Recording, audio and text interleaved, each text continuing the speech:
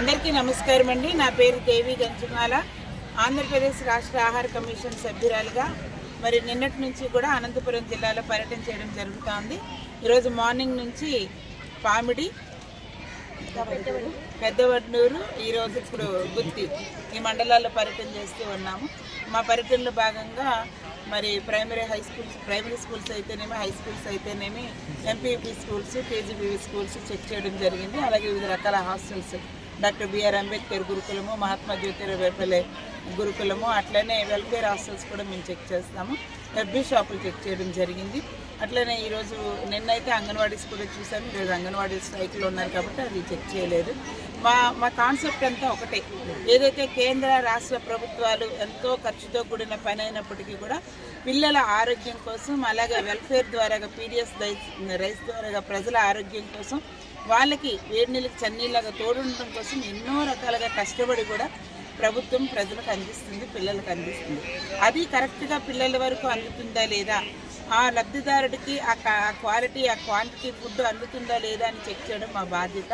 మేము ఈ క్రమంలో భాగంగానే మేము చెక్ చేస్తూ ఉన్నాము. ఇంకా కొన్ని దగ్గరలో మరి ఆ రైస్ ఎలా వండాలో కూడా తెలియక గెంజి వంచేస్తున్నారు.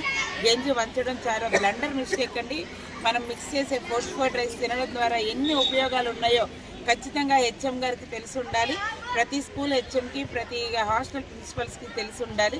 వాళ్ళు ఆ వంట చేసే వాళ్ళని గైడ్ చేయాలి. మనం ఇస్తున్న ఏదైతే రాగి పిండి ఉందో, బెల్లం ఉందో, లేకపోతే ప్రొవిజన్స్ ఉన్నాయో ఇవన్నీ కూడా వాళ్ళు క్వాలిటీగా మెయింటైన్ చేసుకోవాలి. తెచ్చిన దాన్ని చాలా నీట్గా వాళ్ళు స్టోర్ రూమ్ని క్లీన్గా ఉంచుకోవాలి. ఎగ్ సైజు బాగోపోయినా కూడా కనీసం ఎగ్ సైజు బాగోలేదు అని కూడా కొన్ని స్కూల్స్లో అడగని పరిస్థితిలో ఉన్నారు కొంతమంది. బాధ కలిగింది. అలాంటివి కూడా వెనక్కి ఇచ్చేసి మళ్ళీ సప్లైర్ ద్వారా పెద్ద ఎగ్స్ తీసుకునే అధికారం మనకు ఉంది కాబట్టి ఎక్కడ రాజీ పడొద్దని అధికారులకు తెలియజేయడం జరిగింది. హాస్టల్స్లో మార్నింగ్ లేచినప్పుడు ఇచ్చిన పాలు దగ్గర నుంచి రాత్రి పడుకోబోయే ముందు ఇచ్చే పండు వరకు కూడా అన్నీ కరెక్ట్గా అందాల్సిన బాధ్యత, పెట్టాల్సిన బాధ్యత వాళ్ళ మీద ఉంది కాబట్టి, అధికారుల మీద ఉంది కాబట్టి వాళ్ళకి కొన్ని సూచనలు ఇవ్వడం జరిగింది. అలాగే ఎఫ్బీ షాపులు కూడా మేము చెక్ చేసాము. ఎంఎల్ఎస్ పాయింట్లు, బఫర్ కూడా చూసాము.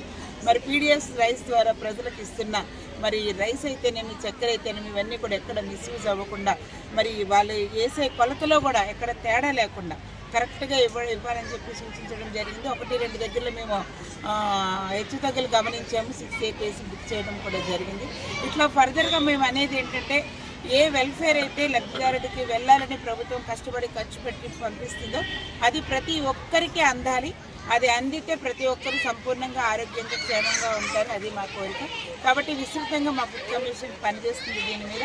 మాకు ఈ 2 రోజుల